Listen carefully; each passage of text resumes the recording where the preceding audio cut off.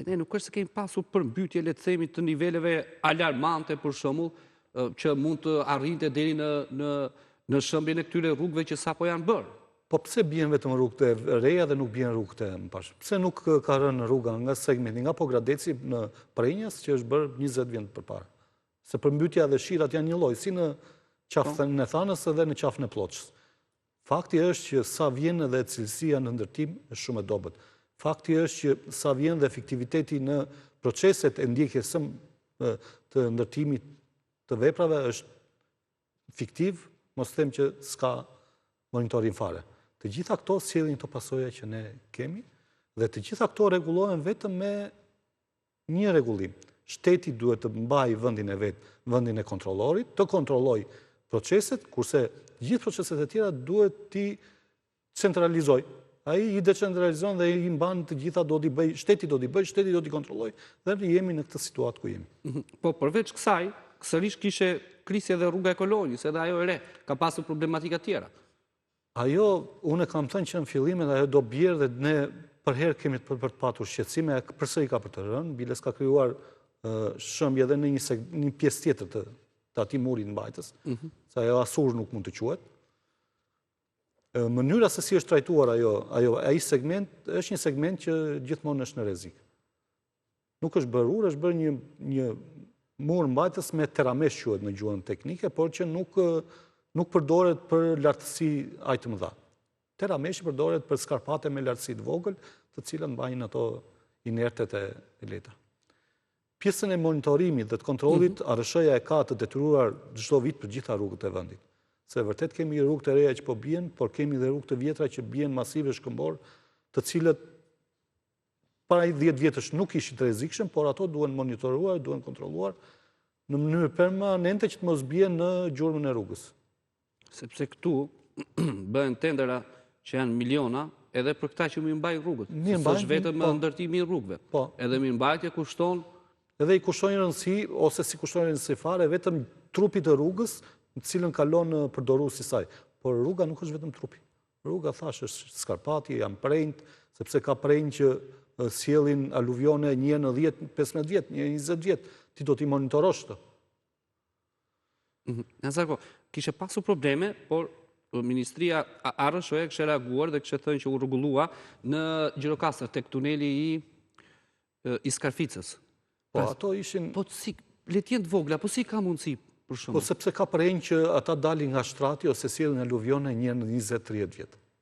Dhe ti nuk e parashikon të.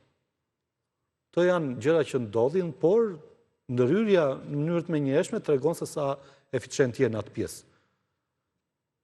Me sa pa mbrëm që ata kishin ndryrë në mënyrë të menjëhershme dhe nuk kishin sjell. Po, kishin pas vitin. Por disa kushte natyrore ne nuk mund t'i parashikojmë dot. Ndodhin. Normale është kjo të ndodhi. Ajo që ne duhet të monitorojmë është, duhet të monitorojmë shkëmbin, sepse ne jemi një zonë me terren malor. Domethënë kur u krijua bota, dhe tregojnë Barcelet, Zoti gjithë gurët jodhin në Shqipëri. Arovi kishte dhe jodhi gurët në Shqipëri. Domethënë ne jemi një vend me terren malor dhe rrugët tona janë në zona shkëmbore që do të kundërshtoj, po për ta shoh, kam terren malor se autostrada nga Kufiri, nga Korça për në Selanik, dhe atje ishin çfarë male dhe ishin bërë tunelet të jashtëzakonshme, ndërkohë që atje nuk është se ka një fluks të madh të automjeteve, se unë kam kaluar shpesh dhe kam parë çfarë cilësie kishte të çajet mali dhe ishin super tunele, po që ishin shumë, se nuk ishte 1-2, po kishte cilësia. Po pra se ka monitorim. Po dhe të njëjtin linjë kemi, se ti i the nga Korça për Selanik, por ajo ka qenë Shqipëri e madhe që ka qenë pjesë e Shqipërisë.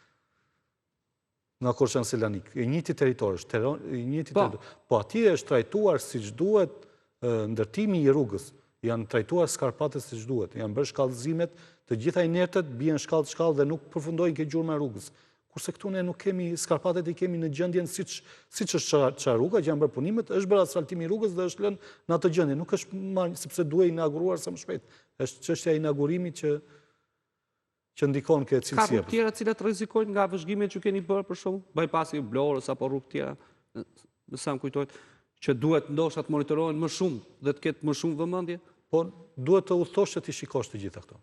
Në këtë, nga vëzhgimi që i bëra Qukës Qaploç, pash që kishte në disa pika rëshkitje që nuk kishin arritur deri ke trupi rrugës, por që në të ardhmen, sepse duhet marrim parasysh që kemi dimrin, kemi ngricat dhe kur toka ngrihen dhe shkrin krijon ato efektet e veta që si mund vi, si mund të rregullohet për shembull, ja kjo që ka ndodhur në Qukës Qafploç, sepse ai bypassi, ai është bërë sa për të kaluar.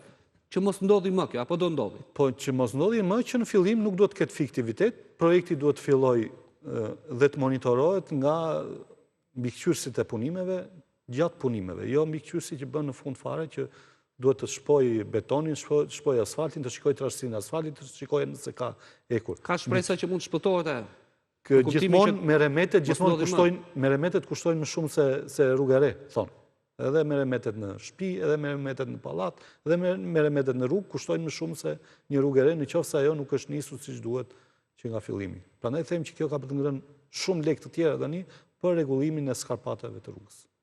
Dhe në fund fare kemi një rrugë, nuk është keq që bë, sepse i dha një frymëmarrje zonës Mirakës, që ishte një zonë e mbyllur prej e izoluar, por jo gjithë ky vesim në atë gjurmë rruge që nuk shkurton asnjë.